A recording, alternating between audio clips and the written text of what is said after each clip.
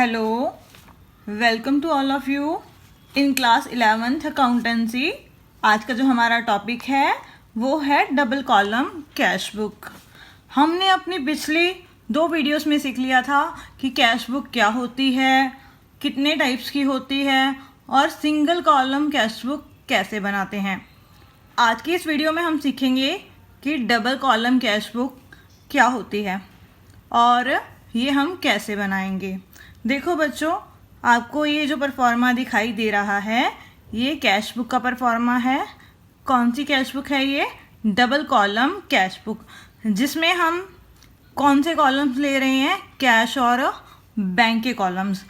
आपको पता ही है जो डबल कॉलम कैश बुक होती है वो 3 टाइप्स की होती है हमारे पास। एक तो जिसमें कैश और बैंक कॉलम्स आते हैं, एक जिसमें कैश और डिस्काउंट के कॉलम आते हैं, थर्ड जो है जिसमें हमारे पास बैंक और डिस्काउंट के कॉलम आते हैं। हमारे जो सिलेबस में है वो सिर्फ कैश एंड बैंक कॉलम्स वाली डबल कॉलम कैश बुक है। ये बच्चों इसकी डेबिट साइड है और ये इसकी क्रेडिट साइड है। सिंगल कॉलम कैश बुक में क्या होता था कि हम जो भी परफॉर्मा बनाते थे उसमें सिर्फ कैश का कॉलम होता था, क्योंकि हमारे पास बैंक की कोई भी ट्रांजैक्शन नहीं होती थी। अब हमारा बैंक में अकाउंट है, हमारे पास बैंकिंग ट्रांजैक्शंस भी हैं, तो इस वजह से साथ में हमारे पास बैंक का कॉलम भी बनेगा। तो यहाँ पर हमारे पास कितने कॉलम्स हो गए? 1, 2, 3, 4, 5 और 6। इसकी डेबिट साइड में भी 6 कॉलम्स होंगे और इसकी जो क्रेडिट साइड है उसमें भी हमारे पास 6 कॉलम्स होंगे। सबसे पहले हम देखेंगे कि जो डबल कॉलम कैश बुक है उसमें कौन कौन सी जो एंट्रीज हैं वो की जाएंगी। सबसे पहले हमारे पास आता है ओपनिंग बैलेंस। ठीक है बच्चों, ओपनिंग बैलेंस। देखो बच्चों, जो बैलेंस होता है हमारे पास कैश बुक का ओपनिंग, कैश का जो ओपनिंग बैलेंस होगा वो ऑलवेज क्या होगा बच्चों? डेबिट होगा। ये मैंने आपको पहले भी बता दिया था कि इसका जो बैलेंस होगा ऑलवेज डेबिट होगा, इसका क्रेडिट बैलेंस नहीं हो सकता। उसके बाद जो बैंक है, बैंक का जो डेबिट बैलेंस भी हो सकता है और बैंक का क्रेडिट बैलेंस भी हो सकता है। जब आपको क्वेश्चन में मेंशन किया गया है cash at bank, it means ये कौन सा बैलेंस है बैंक का? Debit balance. मीन्स हमारी जो अमाउंट है वो बैंक में जमा है। लेकिन अगर आपको ये दिया गया है बैंक ओवरड्राफ्ट, तो इट मीन बैंक का कौन सा बैलेंस है हमारे पास? Credit balance. या स्पेसिफिक आपको लिखा होगा कि क्रेडिट बैलेंस है। अगर आपको क्वेश्चन में कुछ भी नहीं दिया गया कि बैंक का डेबिट बैलेंस है या क्रेडिट बैलेंस है, तो इस केस में हम क्या मानकर चलेंगे कि बैंक का ऑलवेज क्या होगा? डेबिट बैलेंस होगा। उसके बाद है बच्चों हमारे पास सेकंड कॉन्ट्रा एंट्री। अब ये कॉन्ट्रा एंट्रीज क्या होती हैं बच्चों? कोई भी एंट्री जिससे एक टाइम पर कैश एंड बैंक इन दोनों कॉलम्स के ऊपर क्या होता है? इफेक्ट पड़ता है, तो वो हमारी कौन सी एंट्रीज हो जाएंगी बच्चों? Contra entries. मीन्स एक ही एंट्री में कैश कॉलम के ऊपर भी इफेक्ट पड़ रहा है और बैंक कॉलम के ऊपर भी इफेक्ट पड़ रहा है। For example, cash deposit into the bank, हमने कैश बैंक में डिपॉजिट करवा दिया, इज इक्वल टू बैंक। अगर आपको क्वेश्चन में अकेला बैंक शब्द दिया गया है, इसका मतलब भी यही है कि आपने जो कैश है वो बैंक में जमा करवाया है। जब हम बैंक में कैश जमा करवाते हैं बच्चों, तो उसकी क्या जर्नल एंट्रीज हम पोस्ट करते हैं? Bank account debit to cash account. Bank में बैलेंस आ गया और कैश हमारे पास से चला गया, तो इट मीन अब यहाँ पर जो है बैंक अकाउंट क्या हो रहा है? डेबिट हो रहा है। तो हम बैंक कॉलम की डेबिट साइड में डाल देंगे, क्या लिख के? टू कैश अकाउंट लिख के बैंक कॉलम में। और कैश अकाउंट यहाँ पर हमारे पास क्या हो रहा है बच्चों? क्रेडिट हो रहा है। तो कैश अकाउंट की कौन सी साइड जाएगा, क्रेडिट साइड में। क्या लिख के, बाय बैंक लिख कर। ठीक है बच्चों, अब ये एंट्रीज दोनों अकाउंट्स को इफेक्ट कर रही है, तो इस वजह से हम इसे कॉन्ट्रा एंट्री बोलते हैं, और यहाँ पर हम सी वर्ड का प्रयोग इसको नोट करने के लिए करते हैं, ताकि हमें पता लग जाता है कि ये कॉन्ट्रा एंट्री है। सिमिलरली अगर हमने कैश विड्रॉ करा है, कैश विड्रॉ करा है बैंक से ऑफिस यूज़ के लिए, ठीक है बच्चों, उसकी हम क्या जर्नल एंट्री करेंगे। हमारे पास कैश आ गया ऑफिस में, तो कैश अकाउंट क्या हो जाएगा बच्चों, डेबिट हो जाएगा। और बैंक में से बैलेंस कम हो गया, चला गया, तो बैंक अकाउंट क्या हो जाएगा बच्चों, क्रेडिट हो गया। तो ये भी हमारी कौन सी एंट्री है बच्चों, कॉन्ट्रा एंट्री है, क्योंकि इसमें भी कैश और बैंक दोनों अकाउंट्स के ऊपर एक ही एंट्री में इफेक्ट पड़ रहा है। तो अब यहाँ पर हमारे पास कैश आ गया, कैश डेबिट हो गया, तो इसे हम कैश बुक की कौन सी साइड लिखेंगे, कैश कॉलम की डेबिट साइड। क्या लिख कर डालेंगे, टू बैंक अकाउंट, बैंक से कैश हमारे पास आया। सेकंड, अब बैंक में से हमारे पास से अमाउंट चली गई, बैंक बैलेंस कम हो गया, और बैंक यहाँ पर क्या हो रहा है बच्चों, क्रेडिट हो रहा है। तो बैंक कॉलम की कौन सी साइड में आएगा यहाँ पर, कैश बुक की क्रेडिट साइड में। क्या लिख के, बाय कैश अकाउंट लिख के। ठीक है बच्चों, तो ये हो गई हमारी कॉन्ट्रा एंट्रीज। थर्ड है, अगर हमने कैश अगर विड्रॉ करा हो, कैश विड्रॉ करा है बैंक से,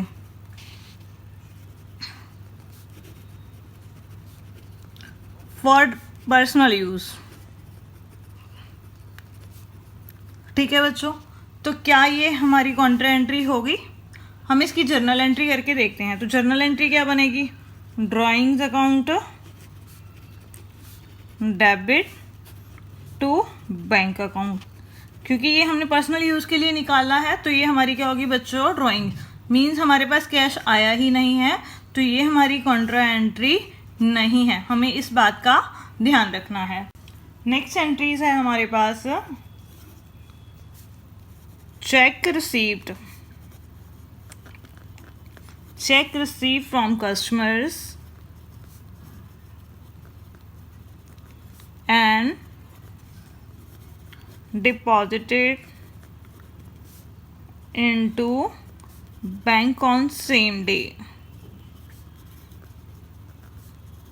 देखो बच्चों, हमने कस्टमर से चेक रिसीव किया और उसे हमने साथ ही बैंक में उसी दिन डिपॉजिट करवा दिया। अगर हम इसकी जर्नल एंट्री की बात करें, तो जर्नल एंट्री क्या होगी, bank account debit to customer personal account, debit word comes in and credit the giver. यहाँ पर वो रूल अप्लाई हो गया। अब यहाँ पर वो बैंक अकाउंट डेबिट हो रहा है, क्योंकि हमने चेक को साथ ही बैंक में जमा करवा दिया, तो हमारा बैंक बैलेंस इंक्रीज हो गया। तो ये कैश बुक की कौन सी साइड आएगी, कैश बुक की डेबिट साइड में। कौन से कॉलम में आएगी ये एंट्री हमारे पास, बैंक कॉलम में। सपोज अगर ये चेक हमारे पास आया था, लेकिन but not deposited into the bank on same day, but वो हमने बैंक में डिपॉजिट नहीं कराया, उसी दिन चेक आ गया, उसे हमने बैंक में डिपॉजिट नहीं करवाया, तो अब यहाँ पर बैंक अकाउंट तो हमारे पास डेबिट नहीं हो सकता, क्योंकि हमने उसे अभी बैंक में डिपॉजिट करवाया ही नहीं है। तो वो हमारा क्या बन जाएगा बच्चों, चेक इन हैंड। हमारे पास चेक पड़ा है, वो डेबिट हो जाएगा, और देने वाला कौन है, कस्टमर, उसका अकाउंट क्या हो जाएगा, क्रेडिट हो जाएगा। अब देखो बच्चों, यहाँ पर ना कैश डेबिट हो रहा है, ना बैंक डेबिट हो रहा है, ना डेबिट हो रहा है, ना क्रेडिट हो रहा है। तो क्या ये एंट्री कैश बुक में आएगी, नहीं आएगी, क्योंकि इससे कैश और बैंक बैलेंस दोनों के ऊपर कोई भी इफेक्ट नहीं पड़ रहा। क्योंकि ये अभी हमने बैंक में डिपॉजिट नहीं करवाया है। अगर ये चेक जब आएगा उसे हम बैंक में जिस दिन डिपॉजिट करवाएंगे तो उस दिन हम क्या एंट्री करेंगे, bank account debit to cheque in hand. हमने चेक को बैंक में जमा करवा दिया, चेक डिपॉजिट इनटू बैंक। तो हम उस दिन एंट्री करेंगे bank account debit to cheque in hand. हमारे पास से चेक चला जाएगा और बैंक बैलेंस इंक्रीज हो जाएगा। जिस दिन हम चेक को जमा करवाएंगे उसी दिन हम कैश बुक के बैंक कॉलम की कौन सी साइड में डालेंगे, डेबिट साइड में।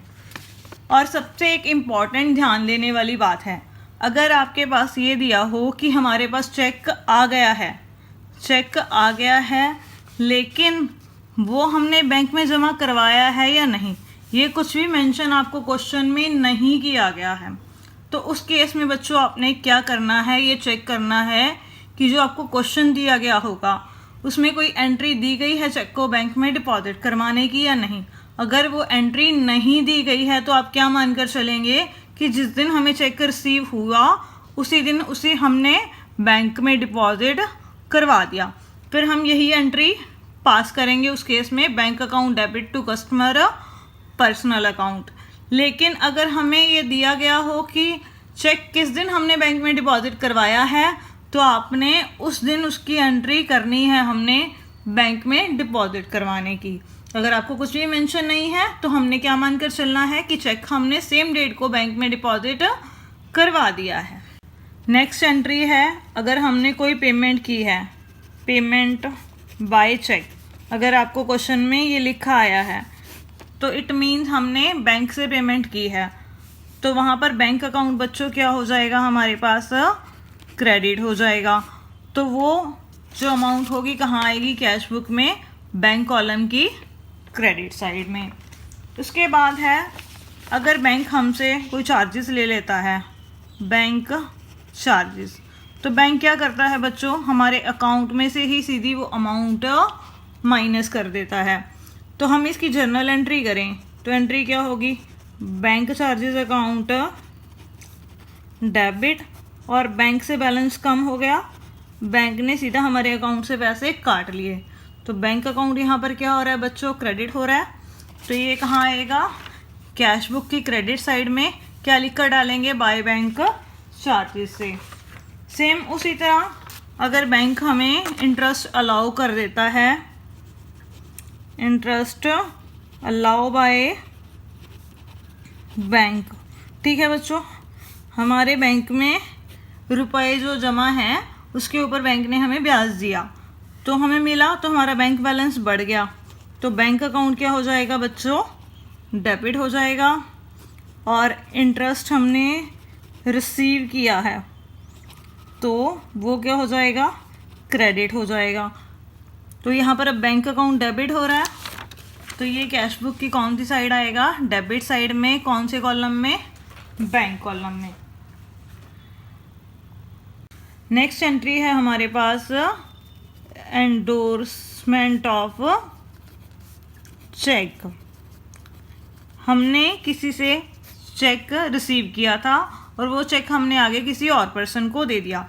सपोज हमने रिसीव किया है चेक एक्स से, ठीक है बच्चों, तो हम इसकी क्या जर्नल एंट्री पास करेंगे, चेक इन हैंड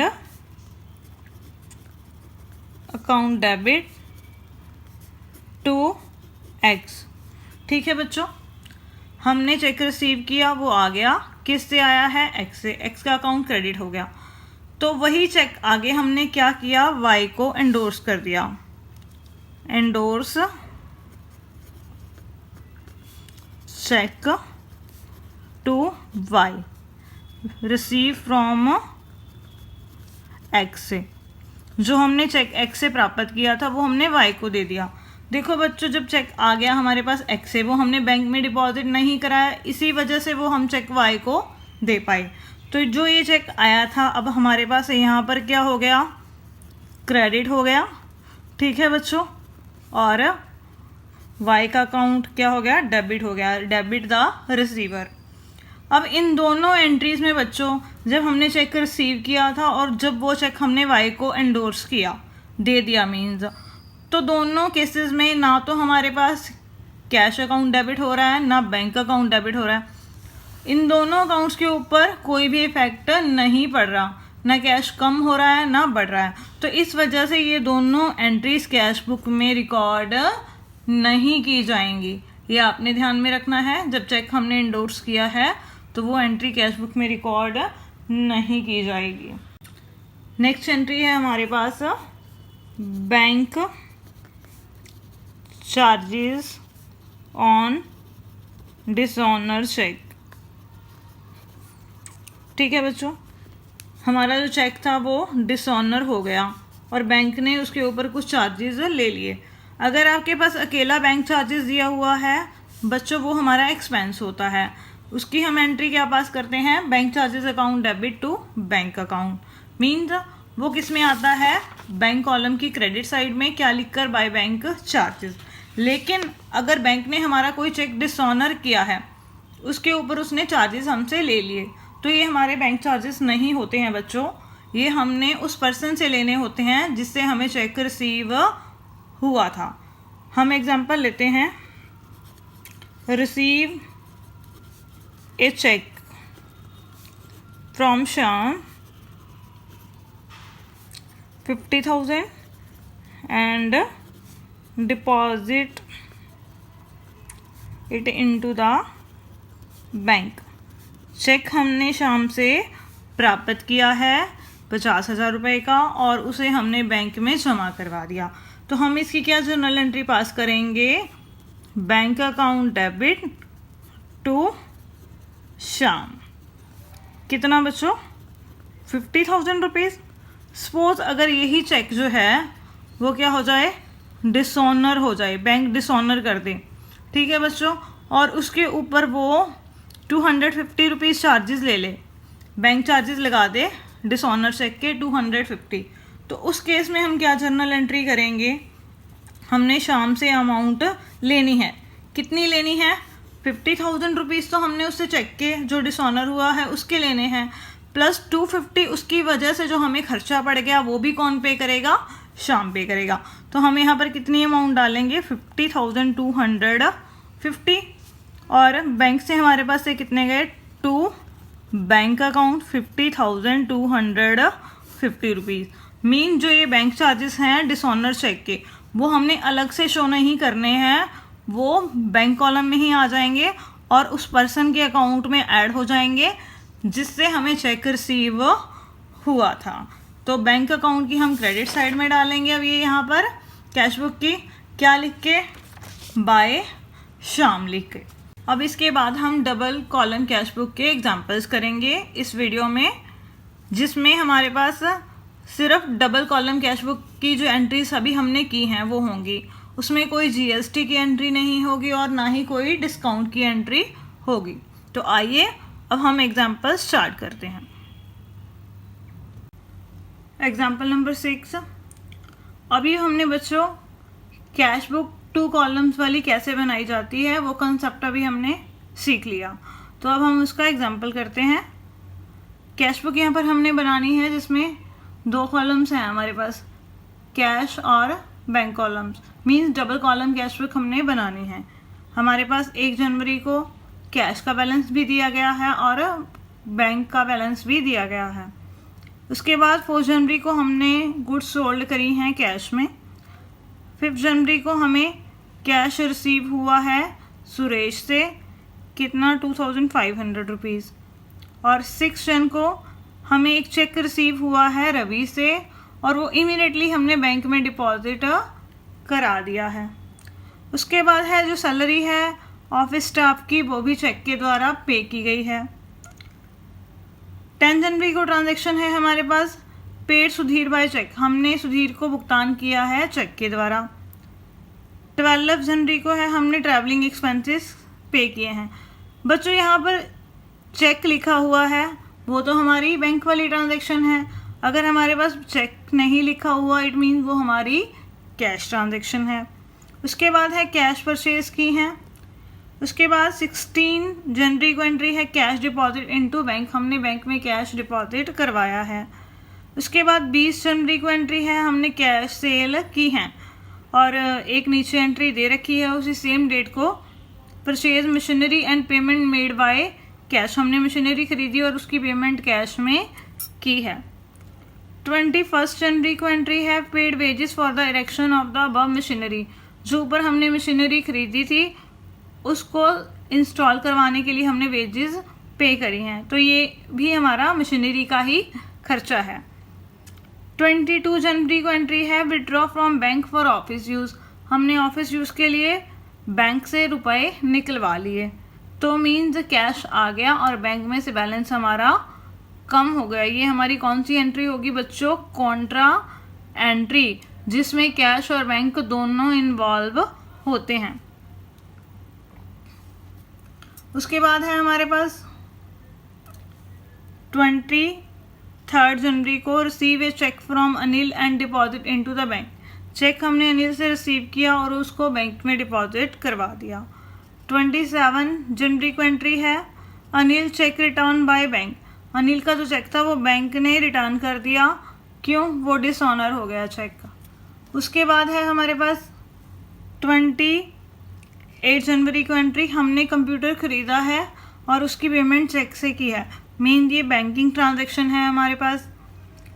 उसके बाद 30 जनवरी को एंट्री है पेड चैरिटी, हमने चैरिटी पे की है, तो इट मीन्स ये हमारी कौन सी ट्रांजैक्शन है बच्चों? कैश ट्रांजैक्शन है, क्योंकि यहाँ कुछ मेंशन नहीं है कि हमने वो चेक से की है या कैश से की है, तो हम ये मानकर चलेंगे कि हमने जो पेमेंट की है वो कैश में की है। उसके बाद है 31 जनवरी को entry paid into bank, bank में हमने जमा करवाए हैं, तो कैश चला गया हमारे पास से और बैंक में पैसे आ गए, तो ये कौन सी एंट्री होगी बच्चों? हमारी कॉन्ट्रा एंट्री। तो आइए अब हम इसे कॉपी पर सॉल्व करें। अभी हमने एग्जाम्पल 6 को रीड आउट किया, उसमें हमें कैश बुक बनाने के लिए कहा गया है। यहाँ पर हम डबल कॉलम कैश बुक बना रहे हैं, जिसमें हमारे पास कैश का कॉलम है और बैंक का कॉलम है। तो यहाँ पर ये मैंने इसकी डेबिट साइड बना ली है यहाँ तक, और ये इसकी क्रेडिट साइड है। और जनवरी 1 को हमारे पास इसका ओपनिंग बैलेंस दिया हुआ है कैश का 4000 और बैंक का 12,000 रुपीज़। बच्चों कैश का जो बैलेंस होता है वो ऑलवेज डेबिट होता है, लेकिन जो बैंक का बैलेंस होता है वो डेबिट भी हो सकता है, वो क्रेडिट भी हो सकता है। क्वेश्चन में हमें कुछ मेंशन नहीं है, तो इट मीन्स इसका कौन सा बैलेंस होता है? बैंक का डेबिट बैलेंस होता है। क्रेडिट जब होगा जब आपको स्पेसिफिक मेंशन किया होगा कि बैंक ओवरड्राफ्ट है या बैंक का क्रेडिट बैलेंस है। जनवरी 4 को हमारे पास ट्रांजैक्शन है, हमने गुड्स बेची हैं कैश में, तो कैश में गुड्स सेल करी हैं तो कैश आ गया हमारे पास, तो हम इसकी कौन सी साइड में डाल देंगे? कैश बुक की रिसीप्ट साइड में, टू सेल्स अकाउंट। गुड्स बेच दी कैश में तो कौन से कॉलम में आएगा? कैश कॉलम में। कितना? 13,200 रुपीज़। उसके बाद है हमने सुरेश से कैश रिसीव किया है 2,500। 5 जनवरी को सुरेश से पैसे आ गए, तो क्या लिखेंगे? To Suresh 2,500 rupees. उसके बाद है 6 जनवरी को जो हमारे पास चेक आया वो साथ ही साथ हमने बैंक में डिपॉजिट करवा दिया। देखो बच्चों चेक आया और बैंक में डिपॉजिट हो गया, इट मीन्स हमारा जो बैंक का बैलेंस है वो इंक्रीज़ हो गया। अगर हम जर्नल एंट्री भी करें तो जर्नल एंट्री में क्या डेबिट होगा हमारे पास? Bank account debit to Ravi. Cheque कितने का है बच्चों? 6,400 का। ठीक है बच्चों, उसी दिन बैंक में जमा करवाया है, तो यहाँ पर बैंक अकाउंट डेबिट हो रहा है, तो कैश बुक की अब हम कौन सी साइड में डालेंगे? डेबिट साइड में, बैंक कॉलम में। तो यहाँ पर हमने एंट्री पोस्ट कर दी टू रवि 6,400। उसके बाद है हमने सैलरी पे करी है स्टाफ की चेक से, तो बैंक में से जो अमाउंट है वो हमारी कम हो गई क्योंकि हमने चेक से पेमेंट की है। तो 7 जनवरी को हम डालेंगे बाय सैलरी अकाउंट ये हमारी पेमेंट है, कितनी है ये हमारे पास 7,600 रुपीज़। उसके बाद है सुधीर को हमने पेमेंट की है चेक से, तो पेमेंट की है तो कैश बुक की कौन सी साइड आएगा बच्चों, पेमेंट साइड में। कौन से कॉलम से, बैंक कॉलम में। क्यों, क्योंकि हमने पेमेंट चेक से की है 10 तारीख को बाय सुधीर अकाउंट। कितनी है पेमेंट 5,000 रुपीज़। उसके बाद है हमने ट्रैवलिंग एक्सपेंसेस पे किए हैं 12 जनवरी को। बच्चों कुछ मेंशन नहीं है कि कैश में है या बैंक से पे किए हैं। जब बाय चेक नहीं लिखा हुआ इट मीन ये हमारी कैश ट्रांजैक्शन है, वो हमने एक्सपेंसेस कैश में किए हैं। तो ये पेमेंट हो गई, तो ये पेमेंट साइड में आ गया, कैश चला गया बाय ट्रैवलिंग एक्सपेंसेस अकाउंट। कितना आ गया बच्चों 1,200 रुपीज़। उसके बाद है हमने कैश में परचेज़ करी हैं, कैश में परचेज करी हैं, तो ये भी हमारी क्या होगी बच्चों, पेमेंट हो गई, कैश चला गया। तो ये कौन सी साइड में आएगा, कैश बुक की क्रेडिट साइड में बाय परचेजेज अकाउंट। कितना आ गया ये 8,000 रुपीज़।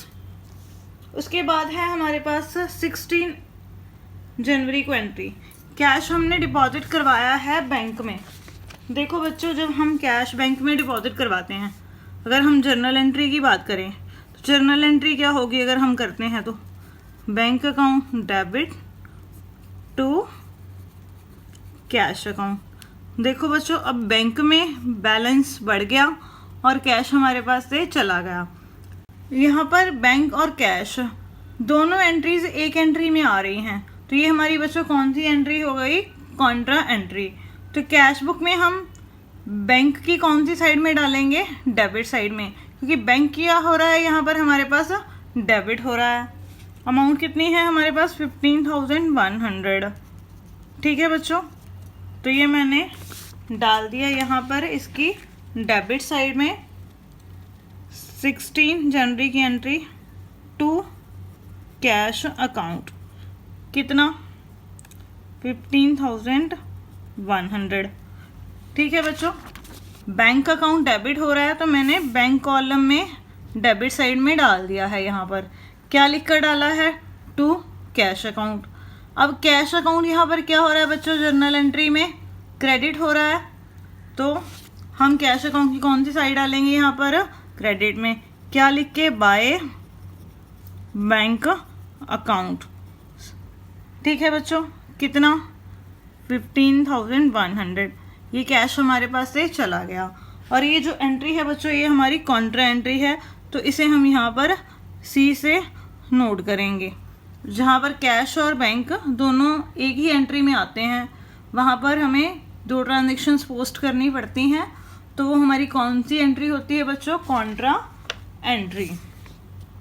इसके बाद है 20 अप्रैल को कैश सेल की है उन्होंने, तो कैश आ गया, वो हम नोट कर देंगे रिसीप्ट साइड में टू सेल्स अकाउंट 10,000 रुपीज़ की, वो हमने डाल दी कैश कॉलम में कैश बुक के डेबिट साइड में।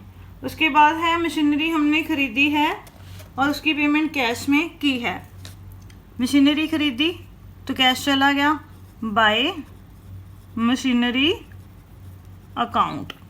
कितना आ गया बच्चों यहाँ पर हमारे पास 6,800। उसके बाद हमने वेजेस पे करी हैं 21 जनवरी को, जो हमने मशीनरी ख़रीदी थी उसकी इरेक्शन की। तो वो भी जो खर्चे होते हैं जब हम नई मशीनरी ख़रीदते हैं, तो वो भी किस में आ जाते हैं, हमारी मशीनरी में ही वो इंक्लूड हो जाते हैं। तो 21 की जो एंट्री है वो भी हम क्या लिख कर डालेंगे, बाय मशीनरी अकाउंट।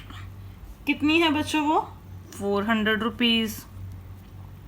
उसके बाद है हमने बैंक से निकाले हैं ऑफिस यूज़ के लिए। तो अब हमारे पास क्या हो गया, जब हमने बैंक से निकाले हैं तो कैश आ गया, अगर जनरल एंट्री करेंगे तो कैश अकाउंट क्या होगा, डेबिट होगा, और बैंक से अमाउंट चली गई तो बैंक अकाउंट बच्चों क्या हो जाएगा, क्रेडिट हो जाएगा। कितनी अमाउंट है 7500। अब इसमें कैश और बैंक दोनों आ गए, तो ये हमारी कौन सी एंट्री होगी बच्चों, कॉन्ट्रा एंट्री। तो कैश बुक में कैश कॉलम की कौन सी साइड में आएगा, ये डेबिट साइड में, क्योंकि कैश क्या हो रहा है बच्चों, डेबिट हो रहा है, हमारे पास आ गया। तो एंट्री डालेंगे 22 को to bank account, cash column में कैश आया 7500, यहाँ पर मैंने सी से इसको नोट कर दिया, कॉन्ट्रा एंट्री है। उसके बाद यहाँ पर अब पेमेंट साइड में बैंक कॉलम में आएगा, क्योंकि बैंक अकाउंट यहाँ पर क्या हो रहा है बच्चों, क्रेडिट हो रहा है। तो बाय कैश अकाउंट कितना 7500 रुपीज़। उसके बाद है नेक्स्ट एंट्री 23 को चेक आया था अनिल से, वो साथ के साथ बैंक में डिपॉजिट करवा दिया हमने, बैंक में डिपॉजिट करवा दिया तो हमारे पास बैंक का बैलेंस इंक्रीज हो गया। तो टू अनिल कितना है चेक की अमाउंट हमारे पास 4600 रुपीज़। ठीक है बच्चों। और 27 जनवरी को जो चेक आया था वो बैंक ने डिसऑनर कर दिया। मीन जब हमारे पास चेक आया होगा हमने एंट्री करी bank account debit to Anil. ठीक है बच्चों, क्योंकि वो चेक था वो हमने साथ के साथ बैंक में डिपॉजिट करवा दिया था। अब यही चेक जो है वो डिसऑनर हो गया, तो मीन्स अनिल से अब हमने वो अमाउंट लेनी है, तो अनिल का अकाउंट डेबिट हो जाएगा और बैंक में से वो बैलेंस कम हो जाएगा, मीन्स एंट्री रिवर्स हो गई। तो अब यहाँ पर बैंक क्या हो रहा है, डिसऑनर होने के टाइम पर क्रेडिट हो रहा है। तो इट मीन अब हम क्या करेंगे, कैश बुक में बैंक कॉलम की कौन सी साइड डालेंगे, क्रेडिट साइड में। क्या लिख के, बाय अनिल, चेक की अमाउंट है 4600 रुपीज़। उसके बाद है एक कंप्यूटर ख़रीदा है हमने और उसकी पेमेंट चेक से की है, तो इट मीन यहाँ पर भी बैंक से बैलेंस हमारा कम हो गया, तो हम क्या लिखेंगे, बाय ऑफिस इक्विपमेंट। कितनी अमाउंट है उसकी 8000 रुपीज़ की। उसके बाद है हमने चैरिटी पे करी है, चैरिटी पे करी है बच्चों, वो भी हमारा क्या है, खर्चा। तो चेक से नहीं लिखा हुआ कि चेक से पे करी है, तो इट मीन्स वो हमने कैश में पे की है, तो वो कैश बुक की कौन सी साइड आएगी बच्चों, क्रेडिट साइड में, कैश कॉलम में, बाय चैरिटी अकाउंट। कितना है 120। उसके बाद लास्ट एंट्री है हमारे पास, हमने बैंक में डिपॉजिट करवाए, तो इसकी एंट्री सेम हो जाएगी, वही वाली एंट्री, बैंक में डिपॉजिट करवाए, bank account debit to cash account, bank में पैसे आ गए और कैश चला गया। तो अब कैश बुक की कौन सी साइड डालेंगे हम, बैंक कॉलम में डेबिट साइड में और कैश कॉलम में क्रेडिट साइड में। तो 31 टू कैश अकाउंट, बैंक में बैलेंस आ गया हमारे पास 12000, ये कॉन्ट्रा एंट्री है तो इसे हम सी से नोट करेंगे। और इधर से हमारे पास से कैश चला गया बाय बैंक अकाउंट, कितना 12000 रुपीज़। ठीक है बच्चों, ये सारी एंट्रीज हमारी हो गई जितनी भी क्वेश्चन में हमें दे रखी थी। अब हम क्या करेंगे, जो कैश कॉलम है हमारे पास डेबिट साइड का और जो कैश कॉलम है हमारा जो क्रेडिट साइड का, इन दोनों का टोटल लगाएंगे। फिर जो डेबिट साइड कैश कॉलम का जो टोटल आएगा उसमें से हम जो क्रेडिट साइड का जो टोटल होगा उसमें से वो माइनस कर देंगे, तो वो हमारा क्या निकल जाएगा बच्चों, कैश का क्लोजिंग बैलेंस। यहाँ पर हम टोटल रिसीप्ट्स लिख देंगे,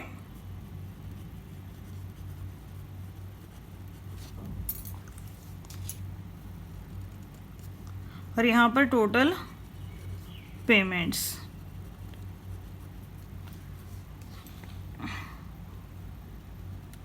जो हमारी डेबिट साइड है कैश कॉलम की उसे हम जोड़ेंगे तो हमारा टोटल बन जाएगा 42300, और क्रेडिट साइड का जोड़ करेंगे कैश कॉलम का, तो ये बन जाएगा 38,520। टोटल रिसीट्स में से टोटल पेमेंट्स हम माइनस कर देंगे, तो वो हमारा क्या आ जाएगा बच्चों, क्लोजिंग बैलेंस ऑफ कैश। ये कितना आ गया, 42,300 में से 38,520 माइनस करेंगे, ये आ गया 3,780 रुपये। उसके बाद हम क्या करेंगे, बैंक की डेबिट साइड का टोटल लगाएंगे, ये आ जाएगा हमारे पास जोड़ लगाने के बाद 45,000। उसके बाद बैंक की क्रेडिट साइड का टोटल लगाएंगे, ये आ जाएगा हमारे पास 32,700 रुपीज़। फिर हम बैंक की डेबिट साइड में से क्रेडिट साइड माइनस कर देंगे, तो ये हमारे पास आ जाएगा बैंक का क्लोजिंग बैलेंस। एग्जाम्पल 8B अब हम स्टार्ट कर रहे हैं। इसमें हमने क्या करना है, prepare 2 column cash book from following transaction. हमने यहाँ पर डबल कॉलम कैश बुक बनानी है। देखो बच्चों, उसके बेस पर ये मैंने प्रोफार्मा पहले से ही तैयार कर लिया। हमारे पास जो 1 जून को बैलेंस दे रखा है कैश इन हैंड का, वो बच्चों कितना है 2,800 रुपीज़। और 1 जून को हमारे पास बैंक का बैलेंस भी दे रखा है बच्चों, वो कितना है 7,000 रुपीज़। कैश एट बैंक है, इट मीन ये डेबिट बैलेंस है हमारे पास, तो मैं इसकी एंट्री पोस्ट कर दूंगी 1 जून को, जो हमारा ओपनिंग बैलेंस है, to balance brought down. Cash in hand है हमारे पास 2,800 और कैश एट बैंक है हमारे पास 7,000 रुपीज़। उसके बाद 10 जून को discounted a bill of exchange at 1% to bank 5,000 rupees. हमने एक जो बिल था बैंक से डिस्काउंट करवा लिया, 5,000 का वो बिल था, अब हमने 1% डिस्काउंट पे वो बिल डिस्काउंट करवाया है। अब आप बच्चों मुझसे पूछोगे कि ये बिल क्या होता है। बच्चों आप आगे चलकर जो बिल ऑफ एक्सचेंज वाले चैप्टर में इसे डिटेल में पढ़ोगे कि बिल्स क्या होते हैं और उसे कैसे हम डिस्काउंट करवाते हैं।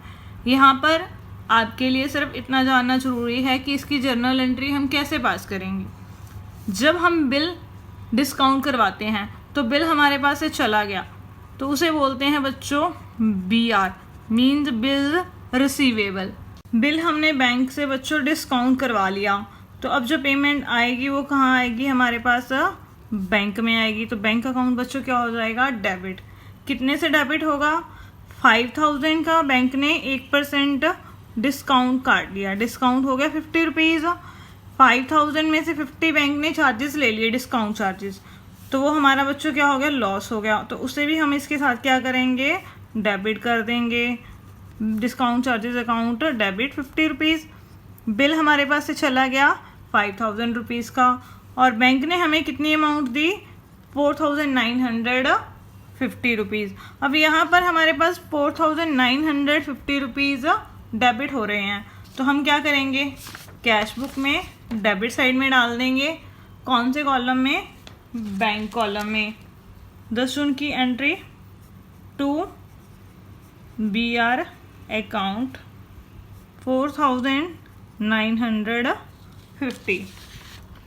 उसके बाद है 15 जून को एंट्री हमारे पास कैश सेल करी है हमने बच्चों 6,000 रुपीज़ की, तो इसकी सिंपल सी एंट्री होगी हमारे पास, कैश सेल हमने कर दी, तो इसकी एंट्री कर देंगे हम 15 तारीख को टू सेल अकाउंट, कितना 6,000 रुपीज़। उसके बाद है 18 जून को पेड इनटू बैंक 3,000 रुपीज़। हमने बैंक में पे किए, मीन्स हमने बैंक में जमा करवाए 3,000 रुपये। देखो बच्चों, अगर हम इसकी जर्नल एंट्री करें तो इसकी हमारे पास जर्नल एंट्री क्या होगी, बैंक में जमा करवाए हैं तो बैंक अकाउंट क्या हो जाएगा, डेबिट हो जाएगा। और कैश चला गया तो कैश अकाउंट यहाँ पर क्या होगा, क्रेडिट होगा। कितने से, 3,000 रुपीज़ से। और बच्चों इसमें बैंक और कैश दोनों इन्वॉल्व हैं, तो इसका मतलब ये कौन सी एंट्री होगी हमारी, कॉन्ट्रा एंट्री। तो बैंक अकाउंट यहाँ पर डेबिट हो रहा है, तो कैश बुक में हम बैंक अकाउंट की कौन सी साइड में डालेंगे, डेबिट साइड में। टू कैश अकाउंट, बैंक में पैसे आ गए हमारे पास 3,000 रुपीज़, यहाँ पर मैंने C लिख दिया, ये कॉन्ट्रा एंट्री है। और कैश चला गया हमारे पास से 18 जून को। क्या लिख के डालेंगे? By bank account. कितना? 3000 रुपीज़। ये मैंने कैश की क्रेडिट साइड में क्यों डाला है? क्योंकि जर्नल एंट्री में कैश क्या हो रहा है बच्चों? क्रेडिट हो रहा है। उसके बाद है 20 जून को रेंट पे किया हमने 3000 रुपीज़। कुछ भी नहीं लिखा कि कैश में पे किया है या चेक में पे किया है, तो ये कौन सी ट्रांजैक्शन मानी जाएगी बच्चों? Cash transaction. तो अब यहाँ पर हम डाल देंगे 20 जून को एंट्री बाय रेंट अकाउंट। कितना? 3000 रुपीज़। उसके बाद है बैंक चार्जेस 700 रुपीज़। बैंक ने हमसे चार्ज कर लिए 700 रुपया चार्जेस का।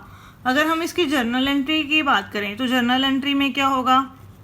बैंक चार्जेस अकाउंट डेबिट, ये हमारा क्या है बच्चों? खर्चा है। और बैंक में से अमाउंट चली गई क्योंकि बैंक डायरेक्टली हमारे अकाउंट से काट लेता है टू बैंक अकाउंट। कितना? 700 रुपीज़। तो अब यहाँ पर हम एंट्री डाल देंगे 25 जून को by bank charges account 700 rupees. उसके बाद है 30 जून को हमने बैंक से निकाले हैं पर्सनल यूज़ के लिए 1500 रुपीज़। जब हम पर्सनल यूज़ के लिए विड्रॉ करते हैं बच्चों, वो हमारी क्या होती है? ड्राइंग। अब drawing account debit to bank करेंगे तो बैंक में से अमाउंट चली गई, तो कौन सी साइड में आएगी? क्रेडिट साइड में। क्या लिख कर डालेंगे हम? By drawings account. कितना? 1500। उसके बाद है last entry purchase goods on credit from Vinay 4000 rupees. हमने विनय से गुड्स परचेज करी हैं कितने में? 4000 में, वो भी उधार खरीदी हैं। अगर हम जर्नल एंट्री की बात करें तो एंट्री होगी परचेजेस अकाउंट डेबिट टू विनय। अब यहाँ पर ना कैश आया ना कैश गया, तो इस वजह से ये एंट्री कैश बुक में रिकॉर्ड नहीं की जाएगी। तो अब हमारी सारी एंट्रीज हो गई, कैश बुक में हमने पोस्ट कर दी। उसके बाद हम क्या करेंगे? दोनों साइड्स का टोटल लगाएंगे। अब यहाँ पर हमारे पास जो रिसिप्ट साइड है टोटल, कैश का जो बैलेंस आ गया हमारे पास 8800 और बैंक का जो बैलेंस आ गया 14950। ठीक है बच्चों। और इधर जो पेमेंट साइड का हम टोटल लगाएंगे तो ये आ गया बच्चों हमारे पास 6000 रुपीज़ और ये आ गया 2200 रुपीज़ इसका टोटल। तो ये आ गई टोटल पेमेंट्स और ये है हमारी टोटल रिसिप्ट्स। अब हम क्या करेंगे? बैलेंस निकालेंगे। कैश बुक का जो हमारे पास कैश कॉलम का जो डेबिट बैलेंस है उसमें से कैश का क्रेडिट बैलेंस माइनस कर देंगे। 8800 में से 6000 माइनस करेंगे तो हमारे पास क्लोजिंग बैलेंस कितना आएगा? बाय बैलेंस CD 2800 और बैंक के डेबिट साइड में से बैंक की क्रेडिट साइड माइनस करेंगे तो बैंक का बैलेंस आ जाएगा हमारे पास 12750। तो ये इसके बाद हम दोनों साइड्स का जो टोटल है वो यहाँ पर लिख देंगे 8800 14950 8800 14950।